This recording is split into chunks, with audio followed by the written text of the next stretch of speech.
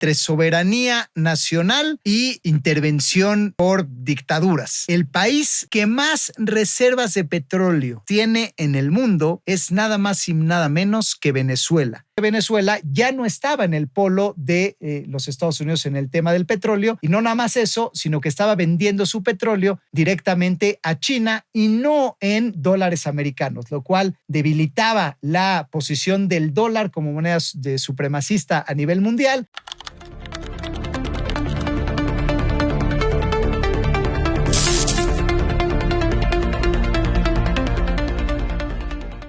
Hola, ¿qué tal, queridos amigos y escuchas? Bienvenidos a Factor Económico con el doctor Enrique Pressburger. Me da muchísimo gusto saludarlos y darle la bienvenida a este año 2026, un año que pinta como un año expansivo para la mayoría de las economías del mundo. México no es la excepción. Se espera este año que haya una recuperación económica en el país, que de hecho la economía mexicana crezca lo doble. Digo, no es que creció la gran cosa este año, todavía no hay la cifra final. Se calcula que México crecerá un 0.7% en 2025, pero para 2026 se espera que el crecimiento sea de 1.4 o un poquito más, o sea que habrá que ver. Pero las estadísticas, el sentimiento general de los industriales es que este año va a ser un poco más fácil que el pasado. Así que bueno, pues ya veremos qué pasa. Sin embargo, el programa de hoy va a tener un enfoque más macro, porque lo merece y porque lo que pasó en Venezuela hace unos días, lo que inauguró este 2026, la captura de Nicolás Maduro, pues tiene un panorama económico que merece la pena analizarse de una manera sin duda muy profunda. Entonces, pues vámonos con ello y empecemos a desglosarlo y analizarlo de manera puntual. Pues bueno, lo primero es que los titulares se centraron mucho en la parte superficial del debate, cuestión que en Factor Económico no hacemos porque pues este es un programa más sofisticado y más profundo, donde vamos a ver qué hay detrás de lo que la mayoría de los medios nos dicen. Y lo que nos dicen pues es básicamente un debate superficial, o sea, se ha centrado la cobertura en un debate superficial entre soberanía nacional y intervención por dictaduras, ¿no? Es decir, el debate nos dice, bueno, hay una posición que dice no debes de intervenir en los asuntos internos de otros países, y si hay un presidente en un país determinado, pues tú no tienes por qué venir y quitarlo unilateralmente. Tendría que venir la ONU y aprobarlo, y bueno, hay quienes están defendiendo la soberanía nacional. Y hay otra parte que dice, bueno, pues sí, pero más allá de la soberanía nacional, si estás con un dictador que está sofocando un país donde no hay elecciones libres, donde hay opresión, donde hay asesinatos, pues finalmente liberar a un pueblo, y lo digo entrecomillado, pues muchos dicen que es justa la causa, puesto que realmente el pueblo venezolano está sofocado económicamente y socialmente y económicamente, por supuesto, por lo cual es una causa justa liberarlo. Aunque bueno, evidentemente este debate se queda muy corto porque, primero, porque no considera el día de mañana. Al final del día, ya sea por soberanía nacional o por una causa justa, nadie sabe lo que va a ocurrir con el pueblo de Venezuela como tal, porque realmente pues hay dos opciones. La primera es que sea una, pues digamos, una transición ordenada, tipo Panamá, cuando Estados Unidos intervino alguna vez para asegurar el control sobre el canal de Panamá, cuando estaba amenazado. Estamos hablando de la Guerra Fría, de alguna manera con la doctrina Monroe, esta doctrina donde Estados Unidos se metía a la política de Latinoamérica en varios países para evitar, entre comillas, el control soviético, donde estaba el socialismo versus el capitalismo. Pues Estados Unidos lo que básicamente hizo fue meter a la CIA en varios de estos países, tener injerencia directa en la elección de gobernantes y presidentes, cosa que hizo en Panamá, por ejemplo, donde al final aseguró el control del canal de Panamá, y fue una transición ordenada donde Panamá se fue yendo hacia el lado capitalista occidental, y fue una transición ordenada. Pero también está otro escenario, que es como los que se vivieron en Irak y en Afganistán, donde también Estados Unidos tuvo una injerencia. Ahí, pues bueno, había cuestiones también en teoría, de armas nucleares que Estados Unidos fue y detuvo, y obviamente había temas de gas y petróleo involucrados, pero ahí lo que ocurrió es que pues Estados Unidos invadió, también quitó al presidente. En este sentido, pues Saddam Hussein fue asesinado por su fue condenado a muerte al final por su propia población en su propio país. Pero ahí no hubo una transición ordenada, fue un desastre político. Igual en Afganistán entraron grupos guerrilleros, se liberaron presos, se hizo un desastre total, no hubo una transición de ningún tipo, simplemente de facto, pues de alguna manera Estados Unidos quitó políticos incómodos. Entonces, bueno, hay dos vías para el día de después: la vía donde realmente hay una transición ordenada hacia los intereses de los Estados Unidos, o bien donde no hay una transición ordenada y pues cae todo en desorden y ya nada más hay un tema transaccional que se queda con Estados Unidos en este caso. Pero bueno, ese es el resultado de este debate, ¿no? De si es soberanía nacional o no, y la verdad es que sería un desgaste. Lo que realmente importa, y el análisis que vamos a estudiar en esta ocasión, pues es el análisis de bloques económicos, y vamos a entender por qué es que Estados Unidos está interviniendo en Venezuela y por qué esto es importante para lo que viene a futuro de la economía y no nada más de la ideología.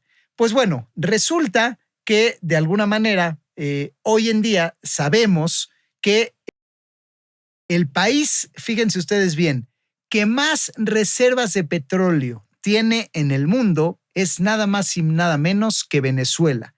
Venezuela es el país que más petróleo tiene en el mundo. Y bueno, el petróleo en este tema, en este caso, pues es un tema crucial, porque aunque el mundo nos está vendiendo que estamos haciendo una transición a las energías renovables y que hay cada vez más energía eólica y cada vez más energía hidráulica y cada vez hay más plantas nucleares, inclusive todo este tipo de energías alternativas, cosa que sí es cierta. Lo otro que es cierto es que las energías fósiles se están usando cada vez más porque la industria es cada vez más pesada, porque se necesita más agua, por ejemplo, para todos los data centers que están existiendo, se necesitan más energías fósiles para la industria más avanzada que está ocurriendo, se necesita mucho más gas natural porque el mundo con los cambios climáticos necesita mucho más calefacción para los inviernos, que parecería un dato casual, pero hoy en día es un tema de interés nacional y de seguridad nacional para los países el tener gas para poder tener calefacción en los hogares. Y bueno, de alguna manera esto hace que el uso de las energías fósiles por temas de industrias, por temas de gas, por temas de autoconsumo, por temas del surgimiento de nuevas tecnologías, pues no nada más se va a seguir usando, sino que se va a usar más. Se proyecta que, entre el año 2000 a 2040 se duplica el uso de energías fósiles, de gas y petróleo. Es decir, se duplica porque hay más población además en el mundo y porque hay mucha gente que está usando más industrias, que está saliendo de la clase media. India está usando mucho más energías fósiles, los chinos están usando mucho más energías fósiles y el propio Estados Unidos también, al intentar mantenerse a la cabeza en ciertas industrias, también continúa usando tecnologías fósiles. No olvidemos que ahí se creó el sistema del fracking, que básicamente fue esta técnica de romper el suelo y para tratar de sacar gases y petróleo de manera más profunda. Entonces, no se dejen engañar, las energías fósiles y el petróleo, aunque sí existen energías alternativas, aunque sí existen mucho más autos eléctricos, las energías fósiles no están disminuyendo su uso, están aumentando su uso. Y en este contexto, pues resulta que Venezuela ya no estaba en el polo de los Estados Unidos en el tema del petróleo, y no nada más eso, sino que estaba vendiendo su petróleo directamente a China y no en dólares americanos, lo cual debilitaba la posición del dólar como moneda de supremacista a nivel mundial, y donde pues las reservas de petróleo pues evidentemente no tenían ningún paso por Estados Unidos, ni como sistema de pago, ni como moneda en dólares, ni como mineral. Y bueno, ¿quiénes son los otros países que tienen las mayores reservas petroleras del mundo? Pues es Irán, hoy en día un gobierno enemigo de los Estados Unidos. Ese es el otro gran gigante. Irak es el otro gran gigante. Y bueno, los otros son los países árabes de Emiratos Árabes Unidos, Arabia Saudita y Kuwait. Y es por eso que también Estados Unidos ha tenido un acercamiento a Arabia Saudita, donde hay mucha cooperación en materia de seguridad, donde están ofreciéndole venderle por primera vez los aviones F-35 y F-16, y bueno, ciertos aviones que no le vendían, cierta infraestructura militar que le está vendiendo seguridad a Estados Unidos y Arabia Saudita, seguramente con un tema transaccional de poder obtener estas reservas de petróleo. Igualmente está por eso apoyando ciertas políticas en los Emiratos Árabes Unidos y en Kuwait, y de ahí también viene también el interés de Estados Unidos en Qatar. Hoy en día, Estados Unidos tiene presencia sólida también en Oriente Medio, justamente para estar cerca de los Emiratos Árabes Unidos, Arabia Saudita, de Kuwait y de Qatar. la base militar más grande de los Estados Unidos está precisamente en Qatar, fuera de los Estados Unidos, evidentemente. Entonces, este dato es pues muy relevante. Lo repito, la base más grande militar de los Estados Unidos fuera de dicho país es en Qatar. Y entonces, esta presencia pues tiene la finalidad de alguna manera mantener una relación cordial con estos países que mantienen las reservas de petróleo más fuertes en el mundo, no solamente para que de alguna manera asegurar su abasto de energía, es decir, asegurar la compra-venta transaccional del petróleo, sino para que esta venta se haga en dólares. Y bueno, lo que ocurre es que si la venta no se hace en dólares y se empieza a hacer en otras monedas, que era lo que estaba haciendo Venezuela, por ejemplo, se empieza a transaccionar en yuan chino y Rusia hace lo propio con otros aliados, pues bueno, aquí lo que ocurre es que el dólar empieza a debilitar un poco su posición. Y de hecho esto se logró parcialmente. La realidad es que esta polarización, digamos, de bloques económicos ha tenido bastante éxito, digamos, por los países que lo estaban promoviendo. Y esto hizo que muchas de estas transacciones primero se hicieran en yuanes y que muchos de los países empiecen a optar por hacer sus reservas en oro y en criptomonedas, pero sobre todo en oro. La gente se ha preguntado cómo el oro subió tanto en los últimos años y por qué ha llegado a niveles históricos. Pues bueno, sobre todo en el año pasado, cuando Estados Unidos empezó a hacer estas sanciones fiscales y monetarias, pues justamente los países entendieron que el tener una economía dolarizada, que bueno, el petróleo, al ser uno de los minerales más transaccionados en el mundo, que sigue basado en el dólar, pues dijeron, bueno, pues Estados Unidos justamente decide imponer sanciones monetarias o de alguna manera empieza este juego de los aranceles, y si no hay sanciones del sistema bancario tradicional, etcétera, pues es ahí que muchos países dijeron, bueno, pues vamos a hacer entonces nuestras reservas en oro, y es por eso que el oro empezó a subir, porque los gobiernos centrales empezaron a decir, pues necesitamos un sistema monetario donde los emisores no sean los bancos centrales ni norteamericanos ni europeos, y que los emisores básicamente no sean ningún gobierno específico y no cumpla ciclos electorales, sino que sean minerales donde hay, digamos que no hay un emisor como tal, sino que son minerales neutrales. Esto pues es las criptomonedas, pero sobre todo el oro, que de alguna manera es menos especulativo y tiene una trayectoria de reconocimiento ya mucho más vieja. Y por eso no debe resultarnos sorprendente que Venezuela también haya sido uno de los países que más oro tiene, que Rusia también sea uno de los países que más oro tiene, que los propios chinos también tengan su reserva de oro, y el mismo Estados Unidos, sabiendo que el dólar está perdiendo de alguna manera cierta dominancia en cierta transaccionalidad, pues también esté haciendo sus sistemas de oro. Entonces, bueno, ¿con esto qué queremos decir? Queremos decir que el tema, más que soberanía, más que si Nicolás Maduro era un criminal, más allá de la causa justa, que ahí me reservo mi opinión porque pues no vamos a dar perspectivas políticas en este tema. Lo que queremos educar a la audiencia es poner la parte económica de fondo. Y la parte económica es, ¿qué hay detrás de la ideología? Pues un interés primero de evitar que las transacciones petroleras se sigan diversificando a otras monedas, que al estar Estados Unidos involucrado en Venezuela una vez más, y si se logra esto que están queriendo hacer, que otra vez las compañías americanas se encarguen de gestionar el petróleo en Venezuela, pues primero aseguras que las transacciones sigan siendo en dólares y además pues tienes ya el control y aseguras el abastecimiento de energía del país con la mejor y digamos que la más jugosa reserva petrolera de todo el mundo, con 300.3 billones de barriles. Y para que nos demos una idea de la dimensión, Irán, que es otro de los jugadores cercanos, tiene 200. Es decir, Venezuela tiene un 50% más de reservas de petróleo que Irán, que siempre ha sido conocido junto con Arabia Saudita como los principales tenedores de petróleo, de reservas de petróleo en el mundo. Y en este sentido, pues se necesita mucha energía. Entonces, con esto, queridos amigos, se hablen, digamos que los bloques en tres ejes principales que vamos a analizar en este programa. El primero es el eje de seguridad, el segundo es el eje económico y monetario e industrial, y el tercero es el eje energético.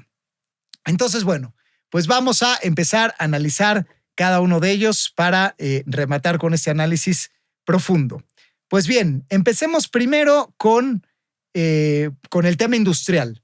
En el tema industrial, como vemos, empezando a jugar con la industria, pues de alguna manera estamos hablando de tecnología, Estamos hablando de minerales, este tema de minerales raros que hemos hablado en otras ocasiones, tiene que ver con, de alguna manera, todos estos componentes necesarios para las industrias del futuro.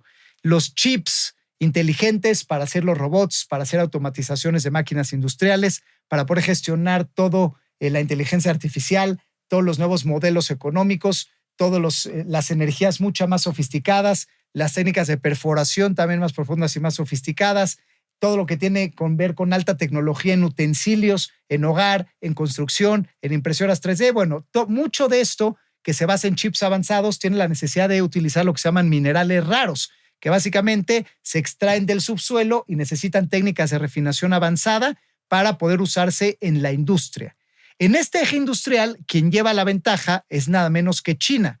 Y la cifra, queridos amigos, es que China refina el 70% de los minerales raros, es decir, ahí se refinan, ahí se ponen, digamos, adecuados para su uso industrial, pero no nada más eso, sino que China lidera 19 de los 20 minerales raros. Existen 20 minerales raros denominados así, que son gases, metales específicos, y básicamente pues China tiene una dominancia del 95% en la tenencia de estos minerales. Entonces, no nada más los tiene en su territorio, sino que también los refina. Entonces, pues de alguna manera lo que se llama la dependencia que tiene estratégicamente el mundo en esto, pues es muy grande, porque aquí se habla de industrias como los automóviles, por ejemplo, máquinas sofisticadas como lo hablamos, como drones, como redes eléctricas y energía avanzada y armamentista. También es muy importante mencionar que mucho de esto también tiene que ver con un tema potencialmente militar, con plantas químicas, procesos también ambientales avanzados, know-how de cómo hacerlo. Entonces, China tiene un liderazgo indiscutible por su posición geográfica, por, de alguna manera, tener un gobierno que no es susceptible a ciclos electorales. O sea, al final China está en una especie de un gobierno pues semidictatorial, donde hay una continuidad, una planeación que se puede hacer a 10, 20, 30 años. Hay una política industrial clara de extracción de minerales raros, donde se pueden saltar políticas ambientales, donde pueden concentrarse en el uso intensivo de la industria, donde la gente está básicamente al servicio del gobierno y puede trabajar de manera intensiva, jornadas muy largas, donde tiene de alguna manera al mundo como principal socio comercial, y China va a ser indiscutiblemente el líder industrial del mundo en el largo plazo. Estamos hablando de las próximas décadas, digo, ya lo es en cierta manera, pero lo va a seguir siendo, porque no solamente está abasteciendo a las industrias actuales, sino que también va a ser el artífice de las industrias del futuro, porque tiene, digamos que las piezas de rompecabezas de lo que van a ser las siguientes industrias. Entonces, bueno, pues aquí estamos hablando que bueno, en la capa de alguna manera industrial, China controla el procesamiento y esto está tratando de ser contrarrestado de alguna manera por Estados Unidos, por Occidente, por los gobiernos chinos, tratando de relocalizar cierta industria, pero pues el poderío de China va a ser muy grande, o sea, no va a ser absoluto, pero bueno, hay que entender que como China tiene el dominio industrial y China puede de un día a otro cerrar ciertas llaves, por eso es que lo que está ocurriendo es que pues estamos viendo bloques industriales en este sentido, donde pues Rusia dice, híjole, pues yo no quiero depender solamente entonces de China, entonces pues invado Ucrania para tener ciertas reservas de los oleoductos de gas más importantes del mundo. Estados Unidos dice, bueno, pues yo entonces tengo que asegurar mi propio abastecimiento energético porque no sé qué va a ocurrir después. Necesito tener a América Latina alineada y por eso renegocié el TEMEC y por eso trata de hacer una política común de alguna manera en Latinoamérica. Por eso la intervención en Venezuela, la preocupación de lo que esté pasando en Cuba, en Colombia. Es decir, esto tenemos que entenderlo como bloques industriales. Por eso, de alguna manera, están tratando los americanos de traer su industria de regreso. Es decir, la principal ola, uno de los tres ejes es la ola industrial, que es dominada por China, principalmente por mano de obra y por el procesamiento y tenencia de minerales raros, y esto se intenta contrarrestar. Y para contrarrestar nos lleva a una segunda capa de análisis. La segunda capa de análisis es nada menos que la capa financiera, donde aquí lo interesante, así como la industria depende de minerales, el mundo financiero depende del dólar todavía. Y si bien es verdad que hoy muchas transacciones justamente de petróleo, justamente de reservas, se han ido a otras monedas, se han ido a yuanes, todo lo que ha ocurrido después de las sanciones, por ejemplo, a Rusia, pues Rusia se movió de transaccionar en dólares a transaccionar en otras monedas. La alianza Rusia-China se hizo mucho más fuerte. Como dijimos, Venezuela también se saltó el sistema de pagos americano por completo. Algunos países árabes estaban mamagando cómo hacerlo. Irán mismo también evadió el dólar en sus transacciones petroleras. Es decir, sí hubo amenazas, así como en lo industrial. Estados Unidos se replegó y trató de traer su industria adentro y las tarifas y las guerras comerciales y todo esto tratando de que la industria regresara a Estados Unidos. De igual manera, el sistema monetario, ante la dominancia del dólar, trató pues China de no depender tanto del sistema monetario basado en el dólar y trató de replegarse y crear sus bloques monetarios también desde su propia trinchera. Y para eso trató de darle más fortaleza al yuan. Esto lo hizo pues mediante transacciones justamente de gas y petróleo. Intentó darle mucho más fuerza al oro y por eso los países de alguna manera afines ideológicamente se hicieron de las reservas más grandes de oro de su historia. Pero Estados Unidos pues básicamente al amagar ciertas sanciones comerciales y arancelarias con el uso y transacción del dólar, mantuvo y ha mantenido su dominancia. Todavía se prevé que el dólar al menos tenga 10 años más de dominancia general, ya no tan hegemónica, es decir, ya no tan contundente, pero todavía digamos que muy importante, pero todavía el dólar se usa demasiado. No hay que caer en la ilusión de que no, porque todavía las grandes transacciones financieras del mundo, los fondos de inversión más grandes del mundo, las empresas más grandes del mundo, todavía la economía más grande del mundo, cantidad de empresas, pues es en Estados Unidos, así que las transacciones en dólar tienen todavía mucha fuerza y justamente con estas medidas que está haciendo Estados Unidos, como recobrar pues ciertas posiciones estratégicas transaccionales, como el caso de Venezuela, pues lo que está haciendo también es conservar transaccionalidad en dólares americanos, haciendo además que los países que comercian con él, Estados Unidos, recordemos que es el mayor comprador del mundo y el que más usa dinero en el mundo, también es el país más endeudado del mundo, pero bueno, eso hace que muchos países compren su deuda. Entonces, China, de hecho, es el tenedor de deuda americana más grande del mundo, entonces tampoco pues China está interesada en que el dólar se devalúe tanto. Entonces estamos en una estira y afloja interesante donde Estados Unidos mantiene la dominancia del dólar, pero China al mismo tiempo, al haber estado tan dependiente del dólar americano, se está intentando diversificar en oro y en hacer que las transacciones pues sean en otras monedas. Por eso es que este golpe de Venezuela es tan importante, porque regresa al país que tiene las mayores reservas de petróleo del mundo a transaccionar en dólares. Ya veremos qué pasa y ya veremos pues cómo reacciona, pues quién eran sus principales clientes, cómo reacciona sobre todo China y Rusia también, que normalmente es la contraparte militar de los Estados Unidos, al menos en discurso, ¿no? Y luego viene la tercera capa del análisis, que es nada menos que la seguridad y podemos decir tecnológico-militar.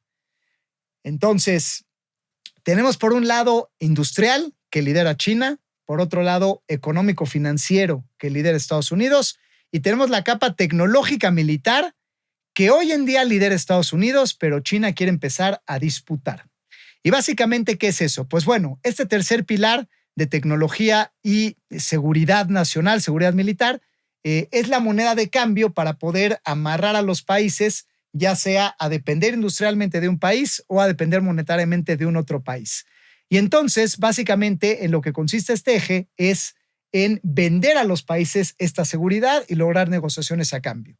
Vamos a entenderlo de una manera más profunda. Pues bueno, en este sentido, lo que está haciendo Estados Unidos pues es justamente vender seguridad a los países árabes, porque pues son los que más reservas petroleras tienen en el mundo, los aliados. Y por eso, al tener transacciones militares y de tecnología en Arabia Saudita, en Qatar, y bueno, al justamente haber mediado inclusive el no haber asesinado al ayatollah Jamenei en Irán, pues de alguna manera es también un juego estratégico para que Estados Unidos sea quien decide la paz y la guerra en esta región tan vital del mundo. Ellos son los que se están posicionando como negociadores en los conflictos de negociación, cualquier conflicto bélico y militar. Estados Unidos lo que dice es: yo dispongo y juego de los dos lados. Si decido intervenir militarmente, yo soy el que intervengo, pero también decido cuándo paran los conflictos y decido a quién le vendo y a quién no le vendo armas y tecnología militar.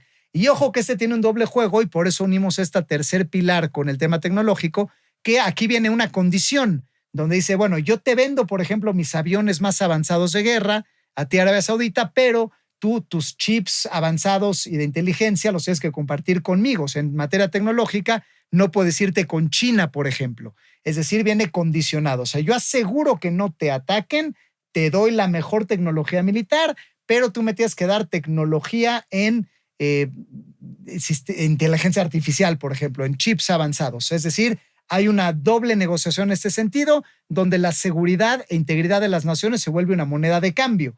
Y Estados Unidos, al ser la mayor potencia militar del mundo, pues trata de jugar en este sentido.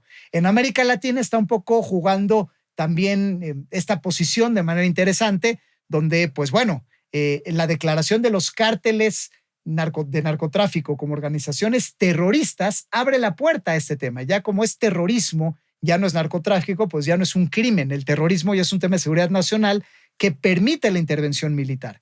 En México, pues ya está claro que los cárteles pues están denominados como organizaciones terroristas, entonces Estados Unidos está abriendo la puerta para intervenir militarmente y la parte de Venezuela, fuera del tema económico y de petróleo que ya analizamos, también tiene una vertiente de seguridad. O sea, aquí lo que nos está diciendo Estados Unidos es: nosotros queremos tener el control de la seguridad en nuestro bloque económico. Si de alguna manera se nos desalinea algo, pues vamos a tener estos dientes para poder intervenir de esa manera.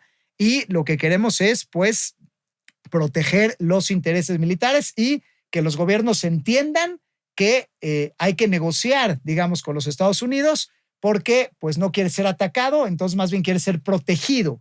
Entonces la inteligencia militar se vuelve una moneda de cambio, donde se vuelve un negocio al mismo tiempo y se vuelve pues una transacción donde hay seguridad e intercambio tecnológico. Esto no nada más ocurre con Estados Unidos, ocurre con China.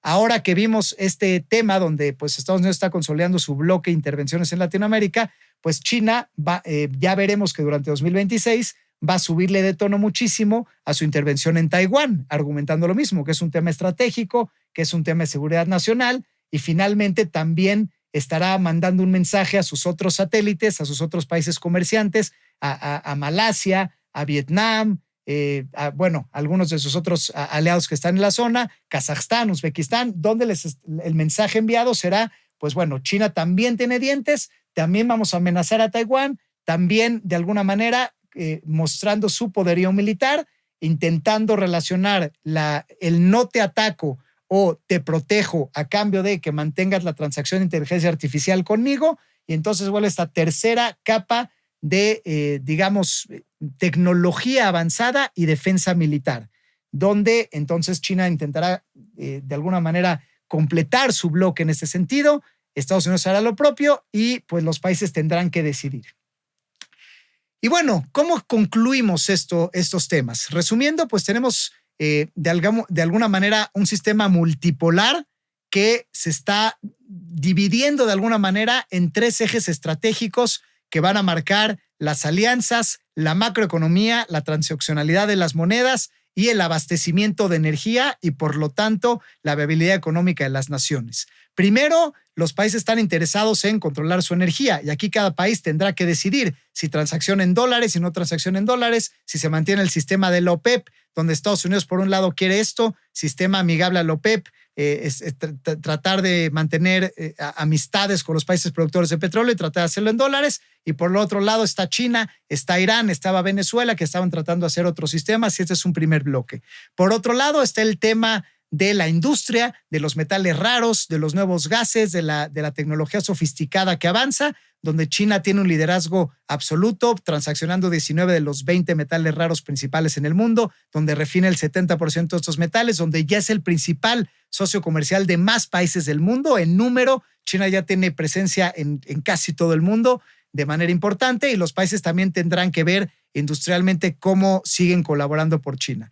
Y luego viene el tercer pilar de la seguridad nacional, donde justamente como vienen estas decisiones, pues bueno, también los grandes ejes multipolares, Rusia, China, Estados Unidos, pues también jugarán este juego de, pues no nada más hablamos de industria y moneda, sino te protejo, no te protejo. Y es o te vendo armas, o te protejo y aseguro el que no te ataco, o te amenazo con un ataque. Esto va a ocurrir con las principales potencias del mundo, y esto implica no solamente un tema armamentista, sino también un tema profundo de transferencia de tecnología chips y con quién se comparten los secretos. Y con eso vamos a tener un país que compite, más bien un mundo que compite en quién avanza más rápido con la inteligencia artificial, con los motores de búsqueda, con los armamentos, con los robots. Y bueno, vamos a ver una competencia feroz en este sentido.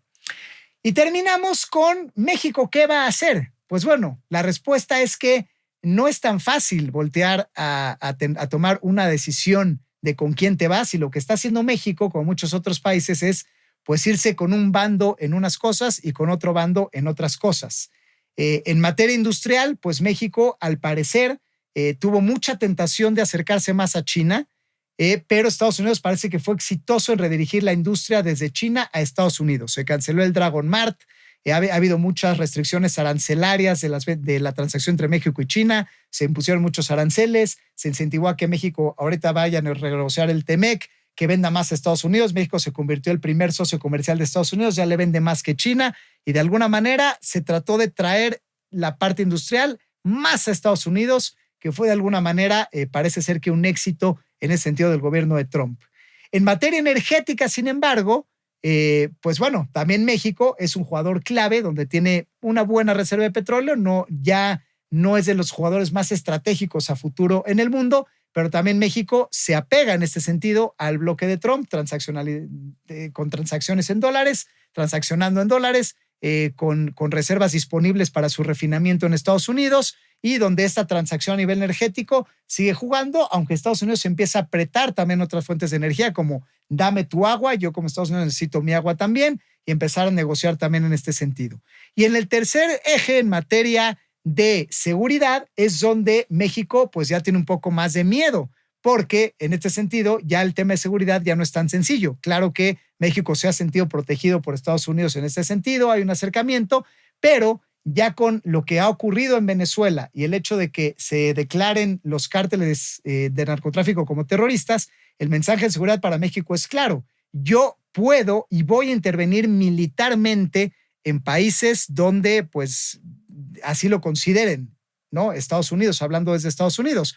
Y en México ya existe, digamos, el caminito para hacerlo. Es decir, que si no hay una cooperación estratégica en temas de seguridad México-Estados Unidos, pues ya está abierto el camino de la intervención militar, que aunque pensamos que era loco y era imposible, pues al verlo en Venezuela materializado, decimos, híjole, pues en una de esas ya se puede materializar. Y por eso ahorita en discurso, pues el gobierno mexicano está tratando de distanciarse de esta política, de decir a nosotros no aguantaríamos esto de ninguna manera, y por eso de alguna manera este discurso de soberanía nacional, que digámoslo a la postre, pues va alineado a la doctrina Estrada que México siempre ha mantenido de neutralidad política, pero bueno, fuera de este tema superficial, que es cierto, hay un tema más de realpolitik, de política real, donde México pues ya entendió que la cooperación con Estados Unidos está exigida en los tres ejes: el energético, el industrial, el del sistema monetario y bueno, y el de seguridad. Y bueno, por eso es que de alguna manera China pues parece que con México ha perdido bastante poder. Sin embargo, lo ha ganado en otros lados. En Venezuela lo estaba ganando, por ejemplo, y bueno, en Brasil tiene muchísima presencia. Es decir, vamos a ver que los países, digo, el caso de México es que en 3 de 3 se voltea a Estados Unidos, pero los países no necesariamente están en 3 de 3 con uno u otro bloque. Puede ser que algunos países estén transaccionando una moneda, pero industrialmente yéndose con China, pero en seguridad yéndose también con China y Rusia. Es decir, vamos a ver este mundo de multialianzas, multipolar y sin duda complejo y definitorio. Así que, pues bueno, este es el análisis para empezar 2026, que empieza calientito. Gracias por seguirnos en Factor Económico. Yo soy el doctor Enrique Presburger. Suscríbanse, por favor, suscríbanse, compártanos para que lleguemos a más gente. Necesitamos de su ayuda, necesitamos llegar a mucha más gente, así que les suplicamos su ayuda. Acompáñanos, denle like, manden a sus redes y gracias por acompañarnos.